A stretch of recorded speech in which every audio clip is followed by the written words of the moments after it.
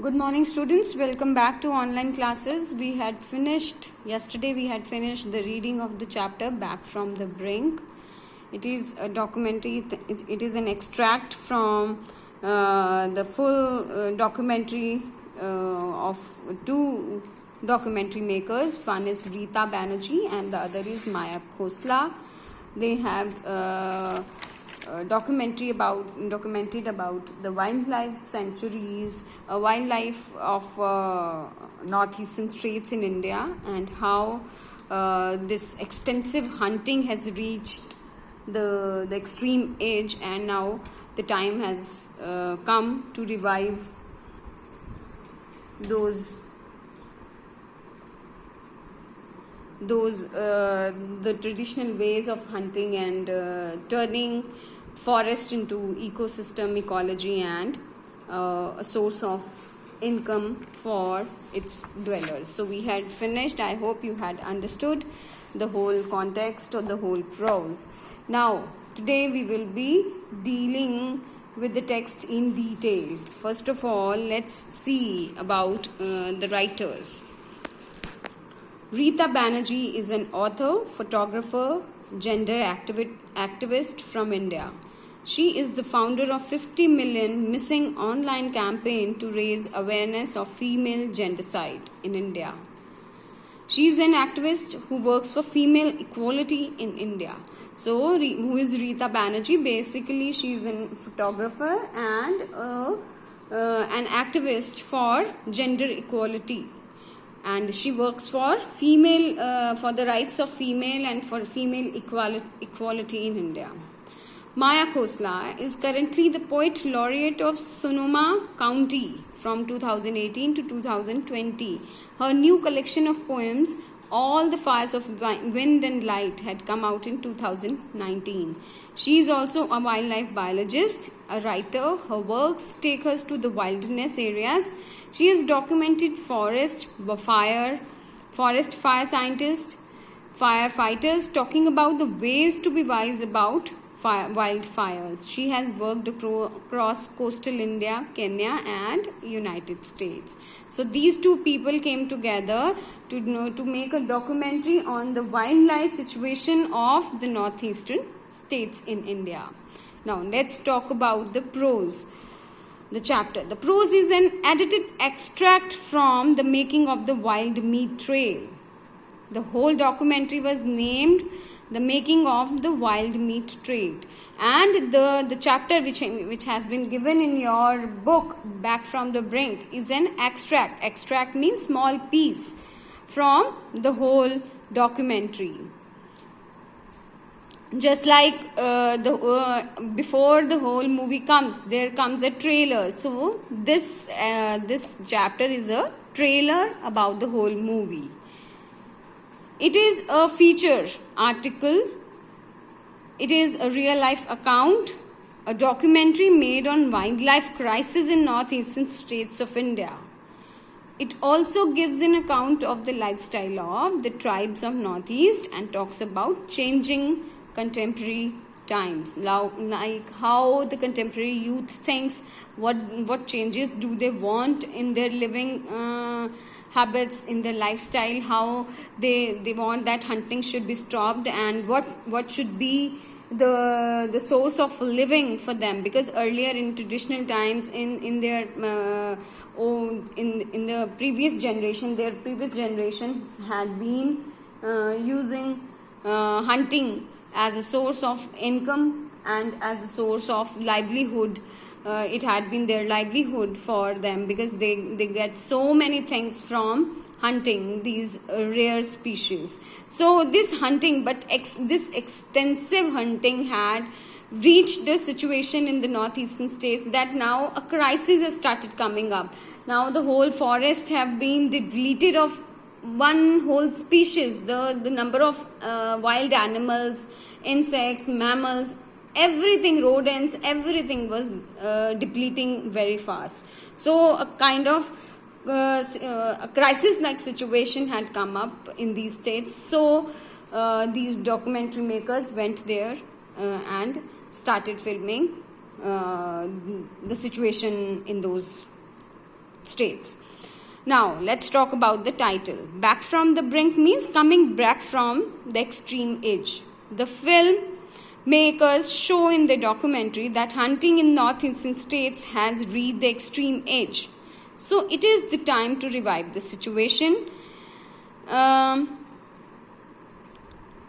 The situation of wildlife in these states by turning forest and wildlife an opportunity to earn the livelihood for the inhabitants of these states. Therefore, the title is quite apt as the dwellers have understood the importance of ecology and ecosystem. And now the young generation is full of hope for sustainable future for both the human beings and the wildlife. Now they want that there should be a sustainable future for both the human beings, for them as well as for the wildlife in the forest, within the forest itself. Okay, so that's all in detail understanding.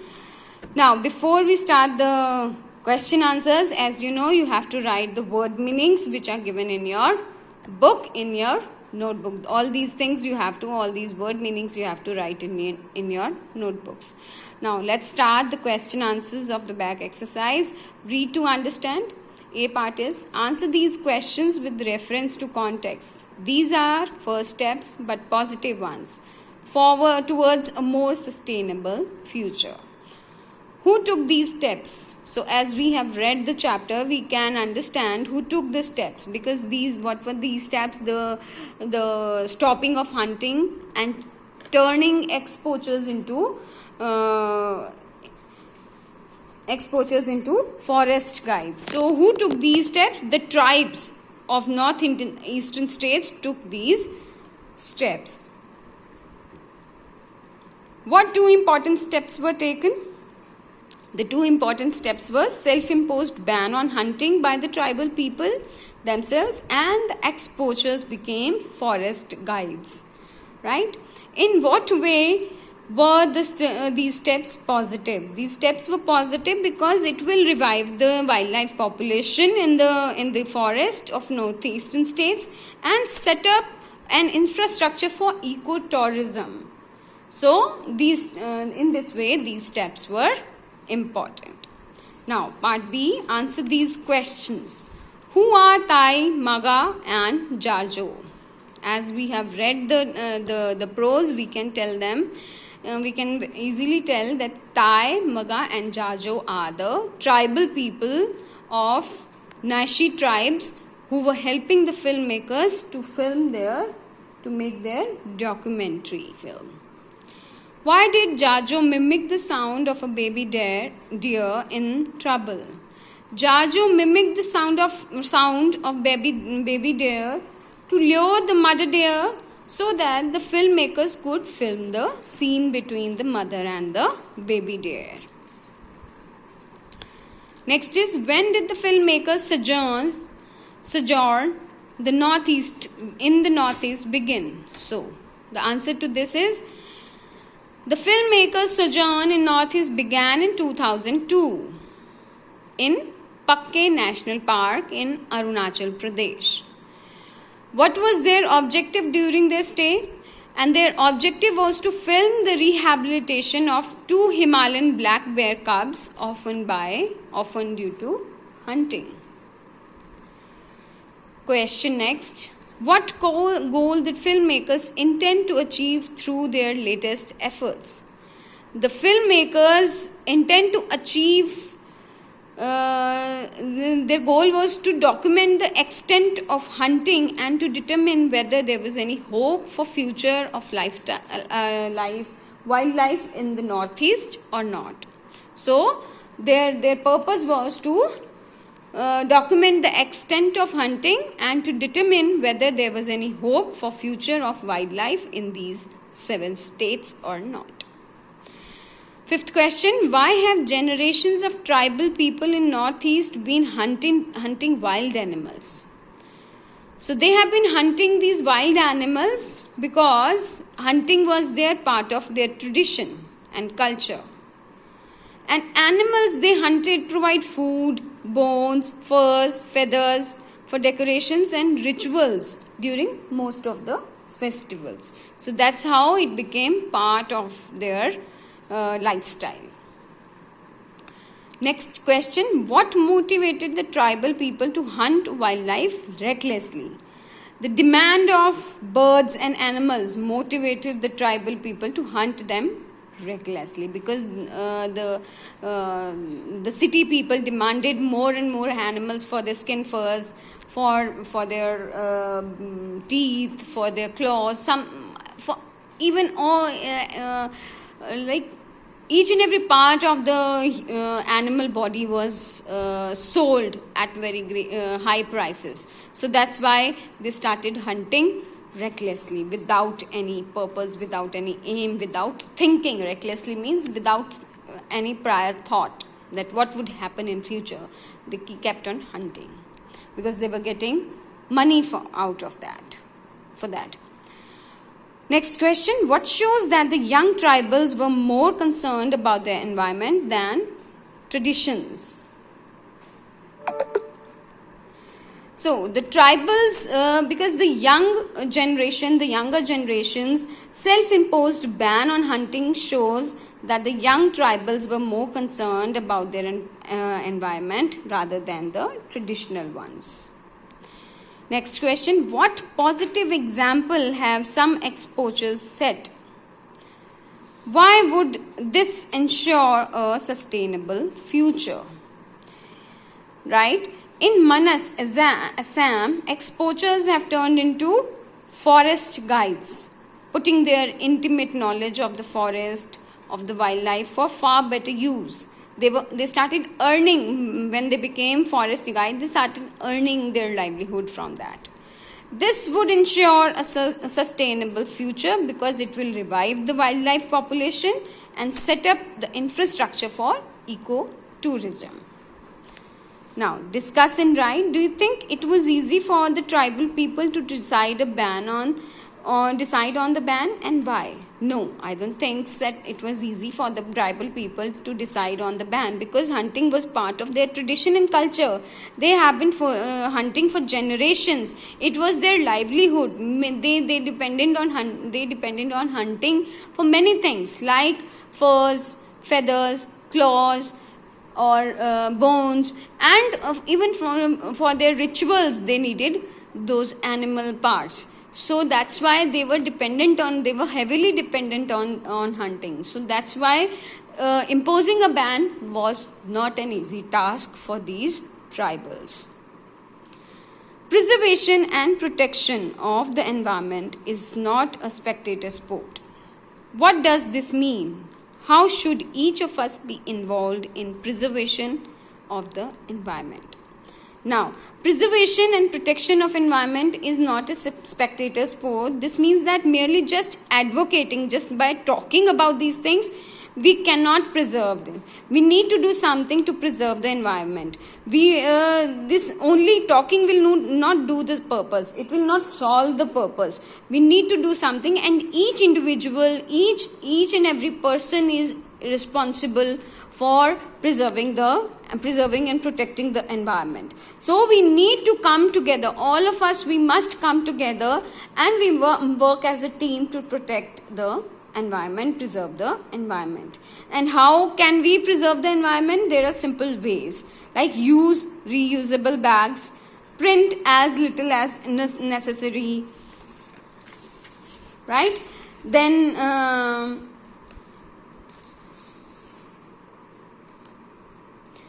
you can litter less, throw less garbage, do the rainwater harvesting, use solar lights. By all these things you can preserve the environment. Do not hunt the animals. So preserve, do not cut trees. So all these things, by all these ways we can preserve the environment. So that's all. Next question is, let's see, what is the next question? Very interesting question. Yes. Find out the words in the passage that mean the same as the phrase given below. To take out, extract. To imitate someone, mimic. send or go to live in another place, rehabilitation, keep getting less and less, deplete or decline, to strengthen and support, sustain. The basic requirements of a city like roads, building, power supply needed to support society. This is infrastructure. Next is already you have done in your previous classes, adjectives. So here in this exercise you need to form adjectives for these nouns, verbs and adjectives. Dentist is a noun. Dentistry is an adjective. Hero is a noun. Heroism.